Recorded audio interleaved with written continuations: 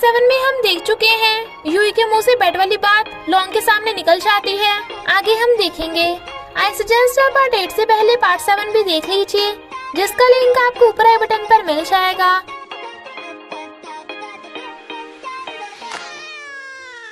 अगर आपको मेरी वीडियोस अच्छी लगती है तो लाइक और शेयर करना, और हाँ, कमेंट कर जरूर बताना। और ऐसी ही नई नई लेटेस्ट वीडियोस देखने के लिए हमारे चैनल को सब्सक्राइब भी कर देना। पार्ट 8 में हम देखते हैं यूई के जाते ही लॉन्ग गलती से सीओ को बेड वाली बात बता देती है, पर यूई फोन काट देती है। यूई रात में भी अभी तक घर नहीं आई थी, तो सीओ से बाहर देखने जाने वाला था। इनफैक्ट यूई तो वहीं छुपी हुई उन्हें देख रही थी, पर सीओ से छुपते हुए देख लेता है और फिर अंदर जाने लगता है। यूई का डेविल रूप कहता है, सीओ तेरी इतनी केयर करता है और तू ऐसे रिप्ले कर रही है। एंजल कहती है, वो बस तुझसे एक ही चीज चाहता है, वो है बेड। डेविल कहता है, तुम एंजल हो, थोड़ी तो शर्म करो। बट वो दोनों को भगा देती है। सीओ यूई को कहता है, तुम कब तक मुझसे छुपती रहोगी, और उसके आते ही रूम का गेट बंद कर लेता है और पूछता है, क्या तुम मुझसे शर्मा रही थी। पर यूई भागने लगी थी तो वो उसे पकड़ के अपनी गोद में बिठा लेता है।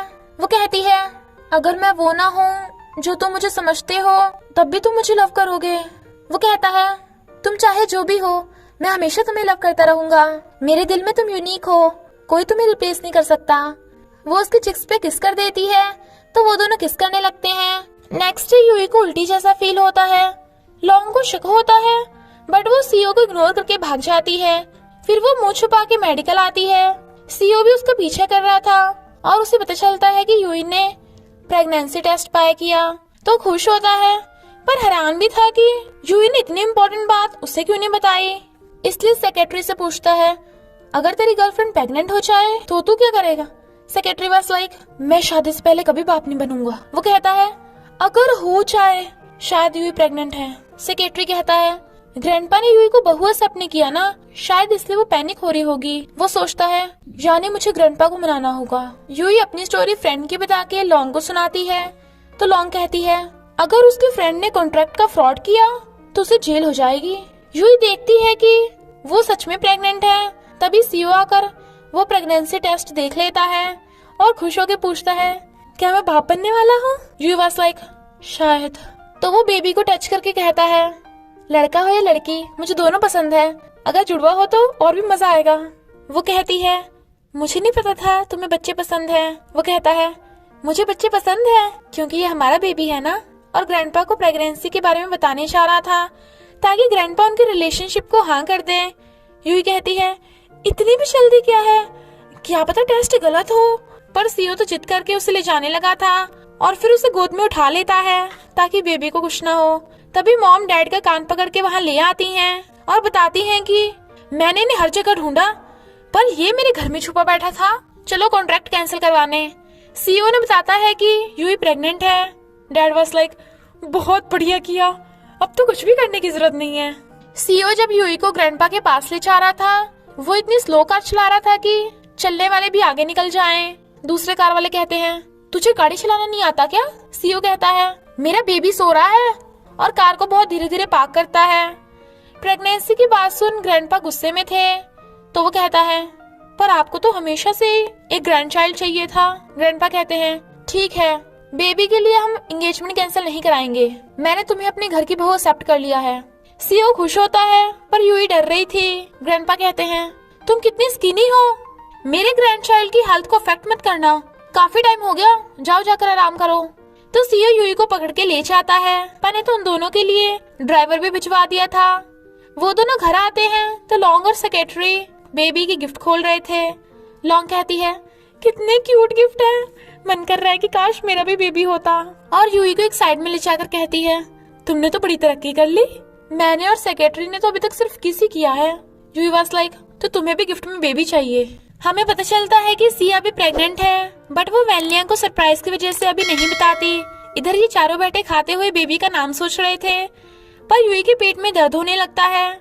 जब वो वॉशरूम से बाहर आती है तो बताती है कि मुझे पीरियड्स हो गए।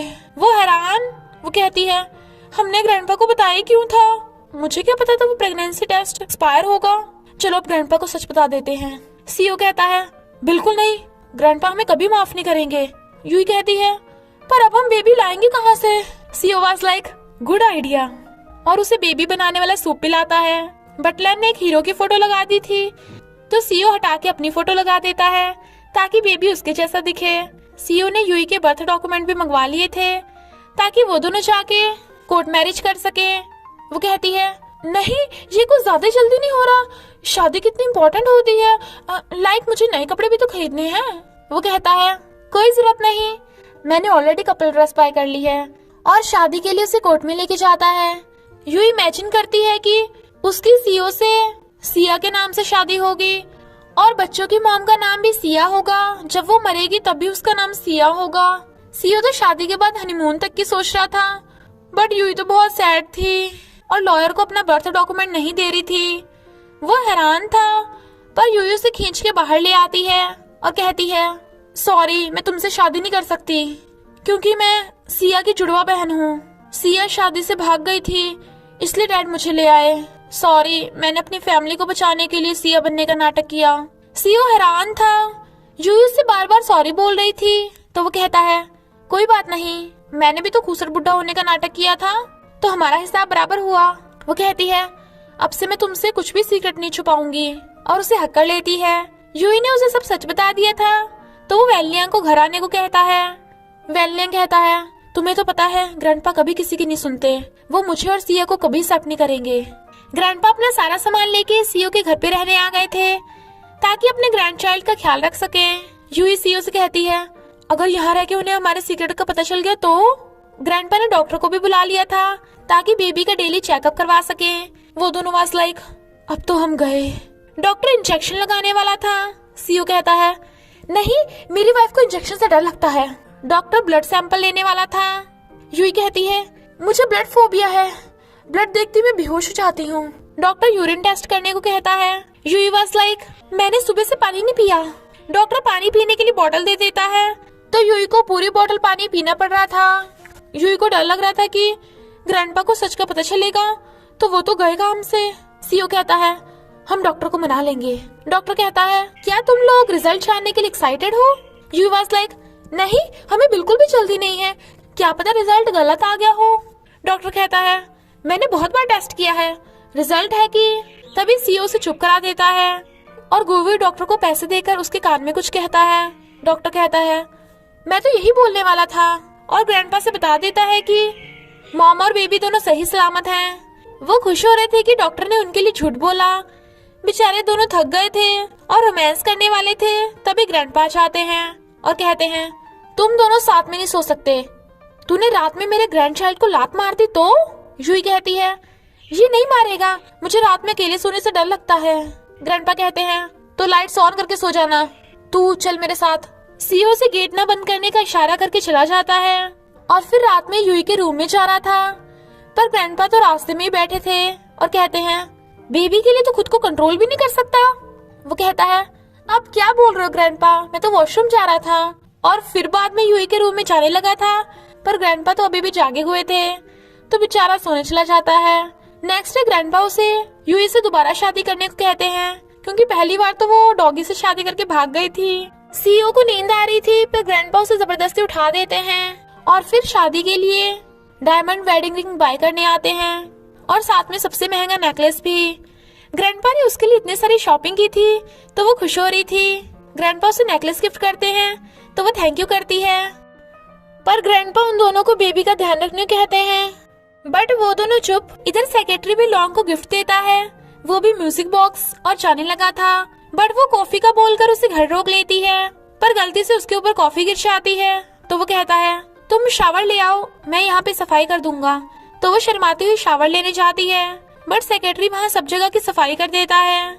लॉन्ग सेक्सी ड्रेस पहन के आती है सेक्रेटरी को पटाने के लिए, बट वो तो किचन में बर्तन धो रहा था और उसे कम कपड़ों में देख अपना जैकेट उतारने लगा था। लॉन्ग शर्मा रही थी, बट वो तो उसे जैकेट पहना के कहता है तुम्हें ठंड लग जाएगी।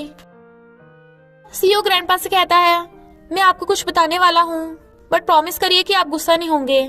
ग्रैंडपा कहते हैं मैं सिया को तब तक नहीं डांटूंगा जब तक बेबी सही सलामत है, वरना उसकी वजह से कंपनी में लॉस हो गया। अगर बेबी को कुछ हुआ ना तो मैं तुम दोनों को छोड़ूंगा नहीं। तो वो डर के मारे उन्हें नहीं बताता। ग्रैंडपा बीमार थे इसलिए उसकी शादी में जाने से मना कर देते हैं। इधर येजी ने जियोजे को बता दिया था कि वेनलियांग सिया का लवर है और ये बात यूई को भी पता है, तब भी उसने तुम्हें सच नहीं बताया, इसलिए वो वेनलियांग को मारता है।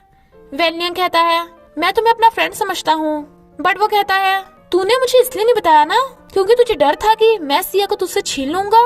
वेनलियांग कहता है मैं अपना सब कुछ दे सकता हूँ पर सिया को मुझसे कोई नहीं छीन सकता, ना मेरा भाई और ना ही तू। सिया जियोजे को फोन करके सॉरी कहती है क्योंकि वो उसे अपना अच्छा फ्रेंड मानती है, बट वो तो बहुत ज्यादा गुस्से में था। सियो की वेडिंग की प्रिपरेशन चल रही थी पर लॉन्ग सेक्रेटरी से गुस्सा थी। इनफैक्ट हुआ कुछ यूं था कि सेक्रेटरी ने लॉन्ग के एक्स बॉयफ्रेंड की फोटो देख ली थी जो बिल्कुल उसी की तरह दिखता है और कहता है क्या तुम इसी वजह से मेरे साथ हो। वो कहती है नहीं वो तो जोक था पर तुम तो बहुत क्यूट हो। जेलस सेक्रेटरी कहता है तुमने अभी तक उसकी फटी हुई फोटो रख रखी है, यानी तुम उसे अब भी लाइक करती हो। मेरे साथ रह के तुम एक्स बॉयफ्रेंड से रिकनेक्ट होना चाहती हो ना। वो गुस्से से मना कर देती है। सेक्रेटरी को पता था कि उसी की गलती है बट वो अब उसे मनाए कैसे, तो सीओ उन दोनों को साथ में यूई को लेने भेज देता है। यूई शादी के लिए जा रही थी बट सीओ से कहती है लास्ट बार मेरी हेल्प कर दे, अभी के अभी गाँव वापस चली जा और मिस्टर वैन को भी मत बताना वरना मैं डेंजर में आ जाऊंगी। यूई को कुछ समझ नहीं आ रहा था कि वो जाए या ना जाए, जबकि सीओ शादी के लिए उसका वेट कर रहा था। और इसी के साथ पार्ट 9 का एंड हो जाता है। तो क्या यूई सीओ को छोड़कर चली जाएगी, ये जानने के लिए आपको पार्ट 9 देखना होगा। तो बस थोड़ा सा इंतजार करना, फिर मिलेंगे नेक्स्ट पार्ट में।